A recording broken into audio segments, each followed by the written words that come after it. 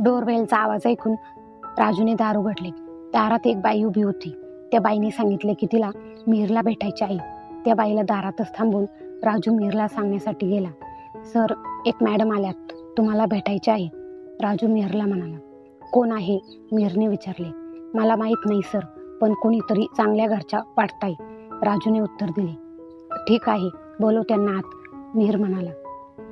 राजूने त्या बाईला आत बोलावले आणि मिहिरने तिला बघताच आश्चर्याने म्हटले, अरे शनाया, तू कशी आहेस आणि इथे कशी? ये बस ना.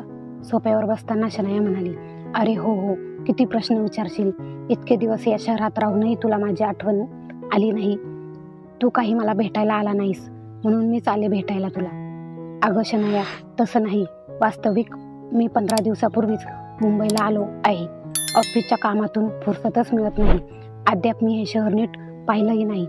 पण मला सांग, माझी इथे आल्याची माहिती तुला कशी मिळाली? मिहिरने शनायाला विचारले.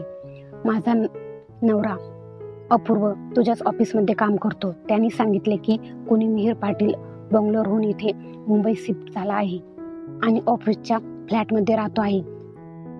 त्याच्या फेसबुकमध्ये पाहिले तर तुझाच फोटो, मग आले पटकन तुला भेटायला, शनाया हसत म्हणाली.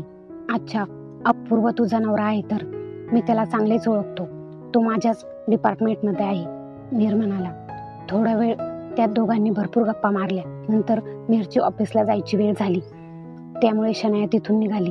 जाता जाता तिनेही मिहिरला आपल्या घरी येण्याचे निमंत्रण दिले. संध्याकाळी ऑफिसच्या कामातून मोकळा झाल्यावर मिहिर घरी आरामात बसला होता. अचानक त्याला शनायाची आठवण आली. 5 वर्षापूर्वी त्याने इंजिनिअरिंगची परीक्षा दिली होती आणि जॉब शोधण्यासाठी तो त्याच्या बहिणीच्या घरी पुण्याला आला होता. शनाया ही त्याच्या बहिणीच्या शेजारी राहत होती आणि त्याच्या बहिणीची मैत्रीण होती. त्यामुळे दिवसातून 2-3दा तिची घरात चक्कर असे. त्यावेळी मिहिर 22 वर्षाचा तर ती साधारण 18 वर्षाची होती. तिला अभ्यासात फारशी रुची नव्हती. तिने जेमतेम काठावर 10वी पास केली होती. त्यानंतर तिने तिचे शिक्षण थांबवले होते. शनाया दिसायला फार सुंदर होती आणि अभ्यासापेक्षा ती स्वतःवर आणि नटण्यामुरडण्यावर जास्त लक्ष देत असे. बहिणीच्या घरात ती, तिचा नवरा, सासू आणि आता मिहिर असे एकूण 4 लोक राहत होते. मिहिरचे जिजू दिवसभर ऑफिसमध्ये असायचे. बहिणीची म्हातारी सासू घरात होती.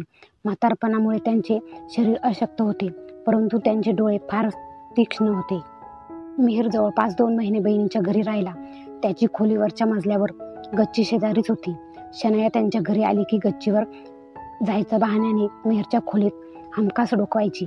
त्याच्यासोबत जास्तीत जास्त वेळ घालायचा प्रयत्न करायची. अल्लड वयामुळे हळूहळू मिहिरलाही ती आवडू लागली.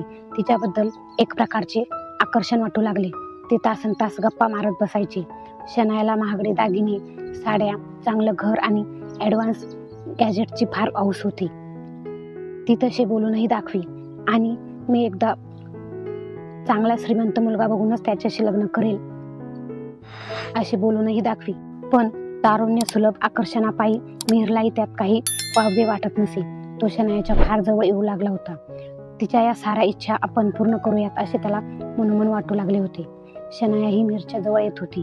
ती मिहिरवर मनापासून प्रेम करू लागली होती. पण बहिणीच्या सासूबाईंना त्या दोघांची अवस्था समजली आणि एके दिवशी तिने मिहिरच्या बहिणीसमोरच त्याला सरळ सांगितले. म्हणाली, मिहिर, तू करिअर करण्याच्या वयाचा आहेस. भावनेच्या भरात स्वतःच्या आयुष्याशी, करिअरशी खेळणे चांगले नाही. हे प्रेम नाही तर 2 क्षणाचे आकर्षण आहे आणि ती मुलगी तुझ्यासाठी चांगली नाही. त्यांचे बोलणे ऐकून मिहिरला अपराधी वाटले.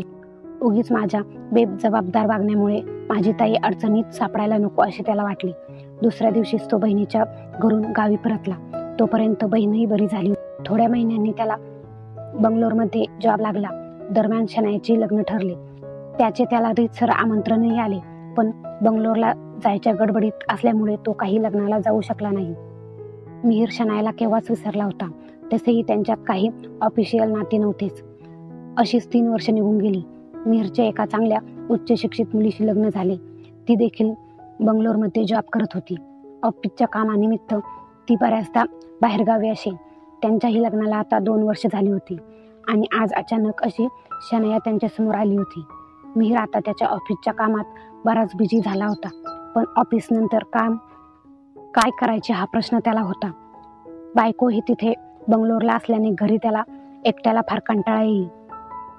त्याच्या भिडस्त स्वभावामुळे इच्छा असूनही त्याला शनायाच्या घरी जाता आले नाही. दरम्यान शनाया आता रोज मिहीरच्या घरी जाऊ लागली. बऱ्याचदा ती मिहीरकडे जाताना त्याच्या आवडीचे पदार्थ बनवून नेऊ लागली. हळूहळू शनाया मिहीरसोबत शॉपिंग करायला जायला लागली. एके दिवशी शनाया मिहीरला सोबत घेऊन साडीच्या दुकानात गेली. म्हणाली, मिहीर, अपूर्वाच्या मामाच्या मुलीचे लग्न आहे. लग्नात घालण्यासाठी माझ्याकडे कोणतीच साडी नाही, म्हणूनच मला नवीन साड्या घ्यायच्या आहेत. मग तिच्या आवडीनुसार तिने 3 साड्या पॅक करून काउंटरवर आणल्या. साड्यांचे बिल घेतले आणि मिहीरला दिले आणि म्हणाली, तू आता पैसे दे, मी तुला नंतर पैसे देते. जवळपास 25,000 रुपयाचे बिल होते. त्याने बिल पे केलं आणि तो शनायासोबत गाडीत बसला. गाडी थोड्या अंतरावर गेली तेव्हा शनाया त्याला म्हणाली, माझ्या लग्नात आईने मला जो हार करून दिला होता तो आता तुटला आहे. मला लग्नात घालण्यासाठी एक छानसा हार घ्यायचा आहे, पण मी काय करू? पैशाची एवढी कमतरता आहे की मी इच्छा असूनही काही करू शकत नाही. मला वाटले होते की चांगल्या श्रीमंत मुलाशी लग्न करेल, पण हाय रे कर्मा, अपूर्व श्रीमंत असूनही कंजूस आहे. त्याला माझे दागिने साड्यांवर पैसे खर्च करणे म्हणजे उधळपट्टी वाटते. तो मला गरजेपुरतीच पैसे देतो. तू आता मला हार घेऊन देशील का? नंतर मी तुला हाराचे पण पैसे परत करील. मिहीर शांतपणे शनायाचे बोलणे ऐकत गाडी चालवत होता. त्याला शांत पाहून शनायाने विचारले, मिहीर, काय झाले? चलतोयस ना तू ज्वेलर्सच्या दुकानात? तू म्हणत असेल तर जाऊया. मिहीर इच्छा नसतानाही म्हणाला. ज्वेलर्सच्या दुकानात शनायाला 1.5 लाखाचा नेकलेस आवडला. मिहीरने काहीशा नाराजीनेच बिल भरले, पण शनायाला त्याची पर्वा नव्हती. त्यानंतर दोघेही आपापल्या घरी परत गेले. दुसऱ्या दिवशी शनाया आणि अपूर्व लग्नासाठी एका आठवड्यासाठी त्यांच्या गावी निघून गेले. मिहीरचेही रुटीन चालूच होते. आठवड्याभरानंतर शनाया लग्नानंतर परतली आणि मिहीरला भेटायला आली. ती आली तेव्हा तिने सुंदरशी साडी नेसली होती. साडीला मॅचिंग असा फॅन्सी ब्लाऊज घातला होता. तिने तिचे लांब केस अतिशय व्यवस्थित स्टाईल केले होते. तिच्या ओठांवरची लिपस्टिक आणि कपाळावरची बिंदी यामुळे तिचा लुक खूपच वाढला होता. तिने भरभरून परफ्यूम लावला होता. शनायाने खूप वेळ वेशभूषा करण्यात घालवल्याचं दिसत होतं. शनाया आली आणि तिने मिहीरला चित्रपटाची 2 तिकिटे दिली आणि म्हणाली, मिहीर, गावी काही काम असल्यामुळे अपूर्व 2 दिवसानंतर येणार आहे. त्यामुळे परवापर्यंत मी एकटी आहे. मला एकटीला कंटाळा आला आहे, म्हणून आज तुला माझ्यासोबत चित्रपट पाहायला यावे लागेल. कोणताही बहाणा एक्सेप्ट केला जाणार नाही. मिहीर शनायाचे शब्द टाळू शकला नाही आणि तिच्यासोबत चित्रपट पाहायला गेला. चित्रपट पाहताना शनायामधूनच मिहीरला एकदम लपटून बसली. त्यामुळे तो अगदी अवघडून गेला होता, पण तिला पटकन तोडून बोलणे त्याला जमले नाही. चित्रपट संपल्यावर ते दोघे हॉटेलमध्ये गेले आणि एकत्र डिनर केले. डिनरनंतर मिहीर जेव्हा तिला आपल्या गाडीने घरी सोडायला जाऊ लागला तेव्हा ती म्हणाली, अरे देवा, मी घराच्या चाव्या आणायलाच विसरले. अरे बापरे. आता मग? मिहीर घाबरून म्हणाला, आता एवढ्या रात्री मी कुठे चावीवाला शोधत फिरू? त्यापेक्षा मी असं करते की आज रात्री तुझ्याच घरी येते. सकाळी निवांत चावीवाल्याकडून चावी बनवून मग घरी जाईल. मिहीरकडे आता हो म्हणण्याखेरीज कोणताच ऑप्शन नव्हता. त्याने नाराजीनेच गाडी घराकडे वळवली. ते लोक घरी पोहोचले तेव्हा रात्रीचे 11 वाजले होते. मिहीरने आपली बेडरूम शनायासाठी रिकामी केली आणि स्वतः ड्रॉइंग रूममध्ये झोपायला गेला. तो खूप थकला होता, त्यामुळे सोफ्यावर पडताच त्याला गाढ झोप लागली. अचानक अर्ध्या रात्री मिहीरला त्याच्या अंगावर कसले तरी ओझे जाणवले. त्या पाठोपाठ नाकात शनायाच्या परफ्यूमचा सुगंध जाणवला. शनाया त्याच्या अंगावर झुकत असल्याचे त्याने पाहिले. तिला ढकलून देऊन तो ताडकन उठला. अगं, काय करतेस? लग्न झालेली बाई तू, तुला काही लाज शरम आहे की नाही? हे काय चाललंय? मिहीरने रागाने विचारले. त्याने पाहिले की शनाया खूप उत्तेजित झाली होती आणि मादक डोळ्यांनी त्याच्याकडे पाहत होती. अस्वस्थ अवस्थेत शनाया तिचे दोन्ही हात पसरून म्हणाली, मिहीर, मला निराश करू नकोस. आपल्याला ही संधी खूप वर्षांनी मिळाली आहे. प्लीज माझ्याकडे ये. पण मिहीर वैतागून म्हणाला, शनाया, तुला लाज वाटायला हवी. अगं, सोन्यासारखा नवरा आहे तुझा. त्याला फसवताना तुला काही वाटत नाही. एक स्त्री आपल्या पतीशी नेहमीच एकनिष्ठ असते. अगं, जरा भानावर ये. अपूर्व बिचारा किती साधाभोळा आहे. त्याला समजले की आपली बायको अशी व्यभिचारी आहे तर जीव देईल ग तो. आणि तुला कसे वाटले की मी पण तुझ्यासोबत असला घाणेरडा प्रकार करेल. माझ्यावर फक्त आणि फक्त माझा बायकोचाच अधिकार आहे हे लक्षात ठेव. मी तिचा कधीही विश्वासघात करणार नाही. मिहिर आता रागाने थरथरू लागला होता. शनाया शुद्धीवर ये. ऐक, एकदा बाई व्यभिचारिणी बनली की तिचा नाश निश्चित आहे. तू उद्या सकाळ होताच निघून जा. त्याचे बोलणे ऐकून शनाया आता क्रोधित झाली होती. तुझी ही हिंमत की तू मला नाही म्हणशील. मी सगळ्या जगाला ओरडून सांगेल की तू माझ्यावर आता अतिप्रसंग करण्याचा प्रयत्न केला. कोण विश्वास ठेवेल तुझ्यावर? नाही शनाया, पुढे एक शब्दही नाही. बास झाले आता. मिहिर जोरात ओरडला. तुझे आज थिएटरमधील लगट करण्याचा प्रयत्न आणि चावी नसल्याच्या बहाण्याने माझ्या घरी येण्याचं मला फार खटकले होते. म्हणून झोपताना मी तुझ्या फोनचा कॅमेरा ऑन करून तिथे कोपऱ्यात ठेवून दिला होता. त्यात तुझे सगळे वागणे रेकॉर्ड झाले असेल. असे म्हणत ड्रॉइंग रूमच्या शो केसच्या कोपऱ्यातून फोन काढून मिहिरने शनायाला तिची सगळी रेकॉर्डिंग दाखवली.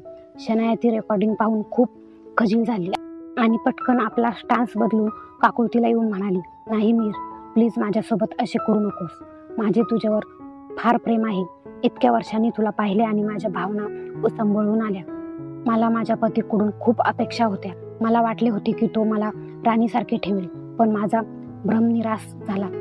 पण आता तुझ्याकडून माझ्या फार अपेक्षा आहेत. प्लीज मला तुझी होऊ दे. असे म्हणत तिने मिहिरला आपल्या मिठीत घेण्याचा प्रयत्न केला. चालती हो इथून आधी. मी आता परत तुझ्या जाळ्यात फसणार नाही. आणि हो, त्या दिवशीचे तू माझ्याकडून घेतलेले साड्यांचे 25,000 आणि नेकलेसचे 1.5 लाख असे एकूण 1,75,000 एका महिन्याच्या आत माझ्या अकाउंटमध्ये ट्रान्सफर कर, नाहीतर त्याची बिलं आणि हा व्हिडिओ अपूर्वकडे जाईल. असे म्हणत मिहिरने शनायाला त्याच्या घरातून बाहेर काढले आणि दरवाजा बंद केला. मिहिरने आपल्या संयमाने आणि बुद्धिचातुर्याने स्वतःला तर वाचवलेच, पण शनायालाही दिशाहीन होऊ दिले नाही. कहाणी आवडल्यास लाईक करा, चॅनलला सबस्क्राईब करा आणि कमेंट करायला अजिबात विसरू नका.